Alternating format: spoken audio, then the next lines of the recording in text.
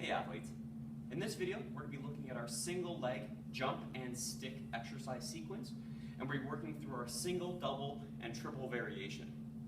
Now, as we discussed in our theory videos, when we look at body weight jumps or plyometrics, we are not just looking at takeoff mechanics, but we are also looking at landing quality, and that you are able to successfully absorb a lot of force and a lot of complex force without putting yourself in a position for injury.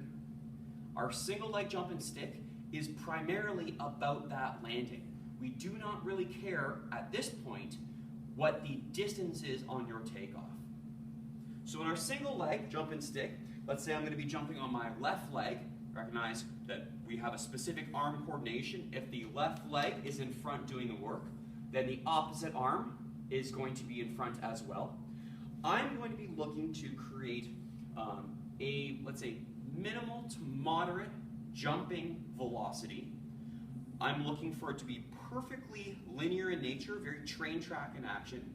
And I'm going to look to land on the same foot that I jumped off on, and I'm going to look to land with zero wobble. My foot shouldn't shake. My knee should absolutely not collapse in either direction, and we don't want to see too much rotation of the torso. So you will have to potentially really pull back on that jump force to make sure the landing quality is very high. So set into position, balance. As soon as you're ready, you'll take this leg off and stick the landing. And stick the landing. You'll perform both, left and right. As you get more successful at this exercise, you will think a little bit more jump work going into it, a little bit more distance. We're thinking about a 45-degree takeoff. It's not vertical or horizontal. You're going to put just a little more effort into it. Eyes are up, look down the line, and hit that landing. A little bit of a secondary hop is actually okay. We ideally see that you fully stick the landing, but as long as there's no wobbles or injury risk collapse, then a little bit of a secondary kind of is okay if needed. So we said our single jump is really just about one jump, great landing. Our doubles are actually now using that plyometric bounce, that sort of secondary bounce, to provide greater force that you have to absorb.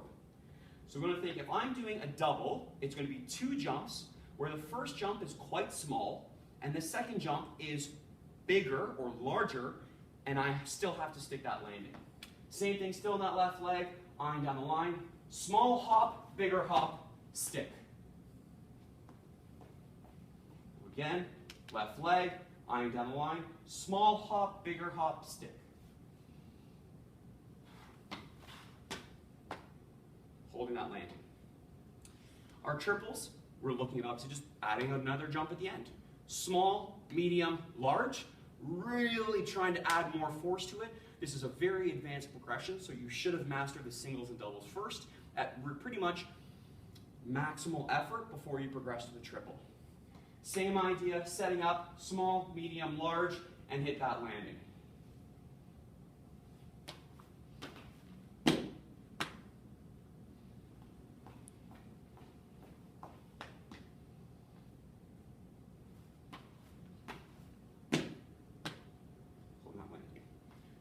Once again, zero wobble from the ribs, absolutely zero movement from that knee, foot stable into the ground versus shaking all the way through.